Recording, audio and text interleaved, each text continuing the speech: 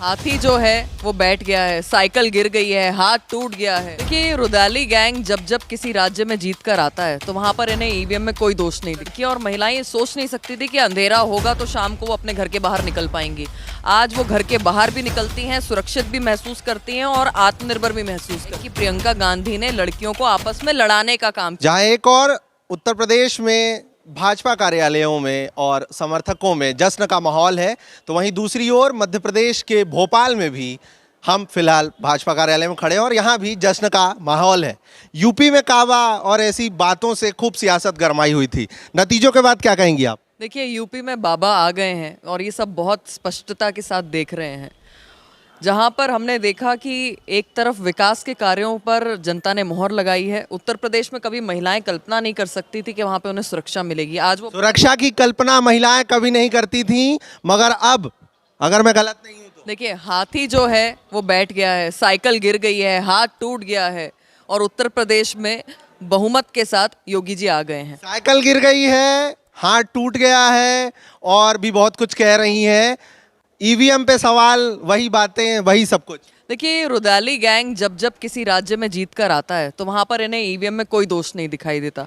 जहाँ पर इन्हें ये तय दिखाई देता है कि इनकी हार सुनिश्चित हो चुकी है, वहाँ पर ये ईवीएम पर ठीकरा फोड़ना चालू कर देते हैं। तो अपने संगठन पर काम नहीं करेंगे, अपने अस्तित्व को बचा नहीं पाएंगे और ईवीएम पर सवाल उठाएंगे।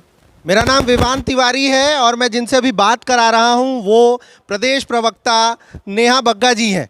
हमने एमपी हेडलाइन में एक डिबेट रखी थी उन युवाओं की जो उत्तर प्रदेश के हैं और भोपाल में रहते हैं। जब उनसे बातचीत की हमने तो उसमें जो लड़कियां पार्टिसिपेट की उन सब का ये कहना था कि महिलाओं की सुरक्षा को लेकर के जिस प्रकार से योगी सरकार गंभीर थी, नतीजे योगी सरकार के पक्ष में ही आएंगे।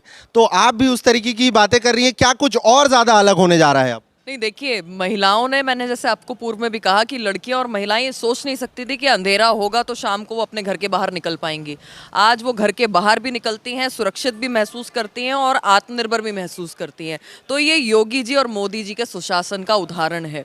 जिस तरीके से मोदी जी ने महिलाओं को सशक्त करने के लिए केंद्र में योजनाएं लाने का काम किया है, उसी प्रकार से योगी जी ने उसको करके दिखाया है उत्तर प्रदेश के अंदर। आप देखिए कि एक बड़ी संख्या है महिलाओं की जो योगी जी के साथ में खड़ी दिखाई दी और मोदी जी के जो योजनाएं हैं उस पर मोहर लगाई है। तो निश्चित ही आने वाले समय में भी किस तरीके से महिलाओं का जीवन स्तर अच्छे से अच्छा हो, किस तरीके से महिलाएं और ज़्यादा आत्मनिर्भर होकर बाहर निकल सकें। और भारतीय जनता पार्टी वो पार्टी है जो महिला को शक्ति स्वरूपा मानकर। कांग्रेस ने तो ये नारा दिया था लड़की हूँ लड़ सकती हूँ, ऐसा लोगों में भी र्यूमर था, बहुत सारी बातें चल रही थी कि ऐसा होगा वैसा होगा।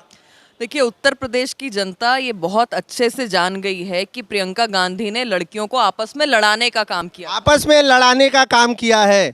नेहा कह रही हैं कि प्रियंका गांधी ने उस नारे को देने के बाद आपस में लड़ाने का काम किया है। कैसे? तो ये बहुत स्पष्ट है कि लड़ाते लड़ाते उन्हें लगा कि डिवाइड एंड रूल से, अंग्रेजों की पॉलिसी से वापस से सरकार में आ जाएंगे, पर महिलाओं ने इसको सिरे से नकार दिया।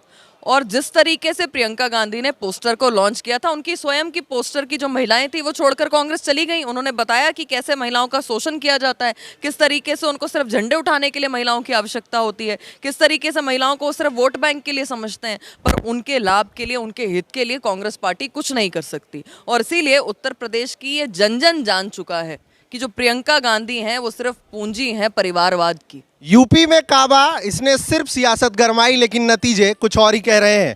मेरे साथ नेहा थी, मेरा नाम विवान तिवारी है और कैमरे के उस पार ऋतिक है। इस प्रकार की खास वीडियोस के लिए आप एमपी हेडलाइन पर बने रहिए, हम आपको बहुत कुछ दिखाते रहेंगे। नमस्कार।